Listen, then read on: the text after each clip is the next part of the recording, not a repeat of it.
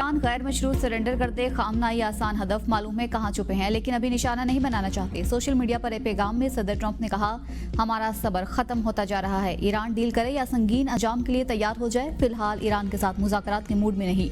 Israel के Iran पर हमले सुस्त नहीं होंगे, 2 दिन में सब पता चल जाएगा। हम ईरान इसराइल तनाज़े का हकीकी खात्मा चाहते हैं।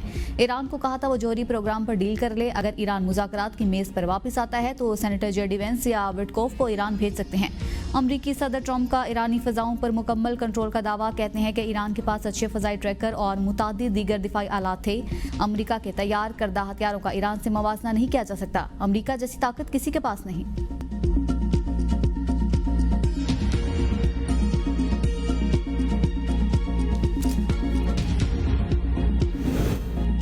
ईरान इसराइल जंग में अमरीका ना पड़े, चीन का इंतबाह। तर्जुमान दफ्तर खारजा ने कहा कि ईरान पर हमलों से जंग फैल सकती है। शोले भड़काना, तेल डालना, धमकियां देना कारगर नहीं होता। धमकियों से खित्ते में अमन कायम नहीं हो सकता। सिफारतकारी ही वाहिद रास्ता है। बीजिंग सालिसी कराने पर तैयार है।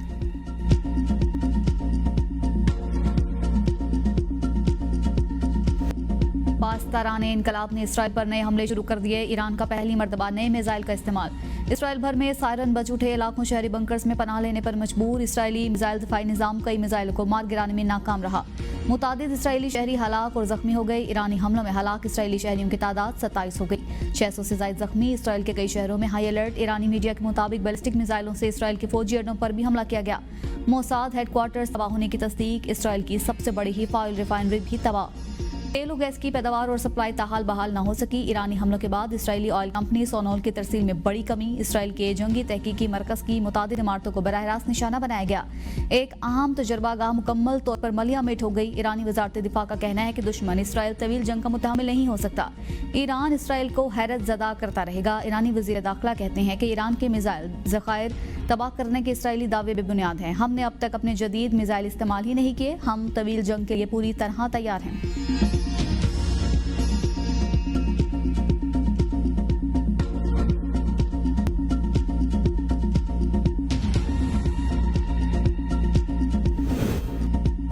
इसराइल का ईरान पर नया हमला। तेहरान धमाकों से गूंज उठा। इसराइल का ईरान के नए फौजी सरबराह को भी शहीद करने का दावा।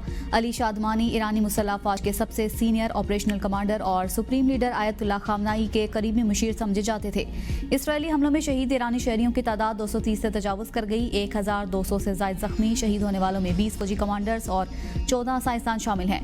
इसराइली फजाइया के तैयारों ने तेहरान के कलब में वाक़िअ फाल कमांड सेंटर को निशाना बनाया। ईरानी मीडिया के मुताबिक धमाकों के बाद एयर डिफेंस सिस्टम को फौरी फाल कर दिया गया। इसराइली मीडिया का दावा है कि ये हमले फौजी तंसीबात और मिसाइल लॉन्चर्स को निशाना बनाने के लिए किए गए। इसराइली फौज का अब तक ईरान में 70 फजाई दिफाई बैटरीज तबाह करने का दावा। इसराइली फौज का कहना है कि ऑपरेशन के मकासद हासिल करने में मजीद 1 हफ्ता लग सकता है। ईरान के खिलाफ जंग को तवील नहीं करना चाहते।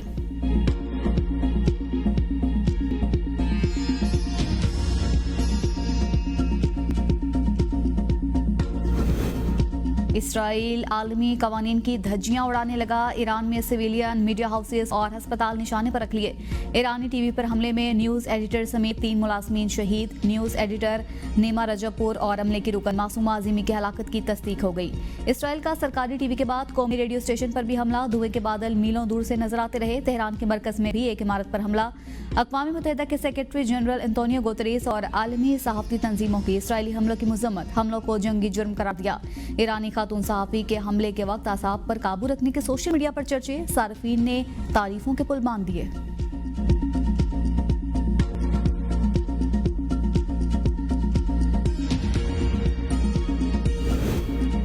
ईरानी हमलों के बाद इसराइल में सूरत हाल खराब। चीन समेत मुतादिद ममालिक की अपने शहरियों को मुल्क छोड़ने की हिदायत।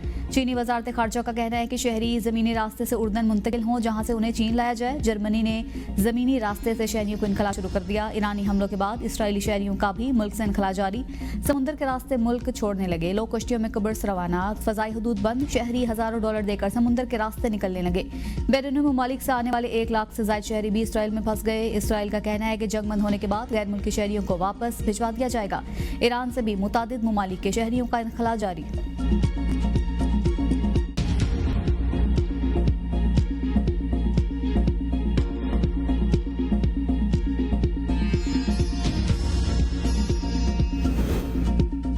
ट्रंप ईरान के खिलाफ जंग में शामिल होने का फैसला कर सकते हैं। अमेरिकी नायब सदर जेडी वेंस का दावा। कहा, सदर डोनाल्ड ट्रंप सिर्फ अमेरिकी मकासद के हुसूल के लिए ही अमेरिकी अफवाज का इस्तेमाल करेंगे।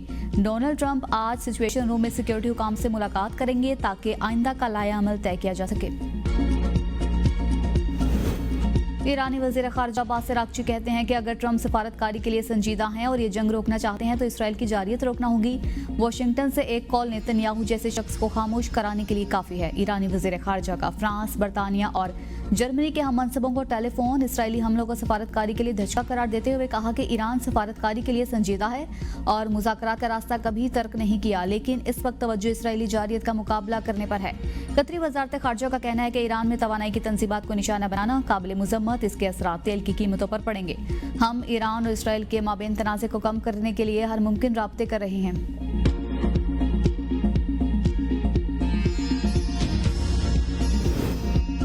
ट्रंप G7 कॉन्फ्रेंस छोड़कर वाशिंगटन वापस पहुंच गए। जर्मन चांसलर भी ट्रंप के हमनवा बन गए। ईरान को खुली धमकी दे डाली। कहा, ईरान पीछे न हटा तो जौहरी प्रोग्राम का मुकम्मल खात्मा हमारे एजेंडे पर है। ईरानी जौहरी प्रोग्राम के खात्मे का मकसद इसराइल तनहा हासिल नहीं कर सकता। ईरान बाज न आया तो तबाहकुन कार्रवाई होगी। इसराइली हमले में ईरान की एक जौहरी तंसीब को नुकसान पहुंचा, 3 महफूज रहीं। आलमी एटमी तवानाई एजेंसी की ताज़ा रिपोर्ट के मुताबिक सैटेलाइट से हासिल की गई तस्वीर से साबित होता है कि इसराइली हमलों में ईरान के इस्फहान और फर्दो जौहरी तंसीबात को कोई नुकसान नहीं पहुंचा। ताहम नतान्स में जौहरी तंसीबात को नुकसान की तस्दीक हुई है। आलमी जौहरी तवानाई एजेंसी हाई रेजोल्यूशन सैटेलाइट तस्वीर जारी कर दी। IAEA ने मजीद शवाहिद की निशानदेही की है जो नतान्स में ज़ेर ज़मीन अफसोदगी हॉल्स पर बराह रास्त हमलों की निशानदेही करते हैं।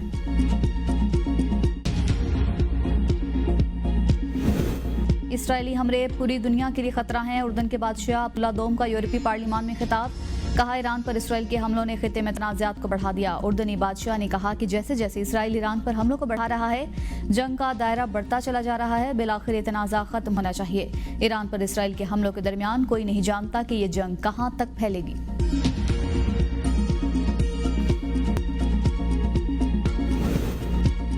नायब वज़ीर आज़म इसहाक डार और बरतानवी वज़ीर ख़ारिजा डेविड लेमी के दरमियान टेलीफोनिक राबिता। दोनों रहनुमाओं का इलाक़ाई सलामती की बिगड़ती सूरत हाल पर गहरी तशवीश का इज़हार। इसहाक डार ने ईरान पर इसराइल के बिलाजवाज़ हमलों को खित्ते और आलमी अमन के लिए खतरा करार दिया। दोनों रहनुमाओं ने कशीदगी के खात्मे पर जोर दिया। ईरान से पाकिस्तानी शहरियों, तलबा और गैर ज़रूरी सिफारती अमले की वापसी का अमल जारी। 502 ज़ायरीन, 207 तलबा तफ्तान बॉर्डर के जरिए पाकिस्तान पहुंच गए। कमिश्नर कोयटा का कहना है कि तलबा को कल इस्लामाबाद, पंजाब और कराची रवाना किया जाएगा। पाकिस्तान का ईरान में तैनात सफारतकारों के अहले खाना और गैर ज़रूरी अमले के इनखला का फैसला। सीनियर ओहदेदार दफ्तर ख़ारिजा ने बताया, तेहरान में पाकिस्तानी सफारत खाना और कौंसिल खाने मामूल के मुताबिक काम करते रहेंगे और ईरान में मौजूद पाकिस्तानी मिशन बदस्तूर फाल रहेंगे।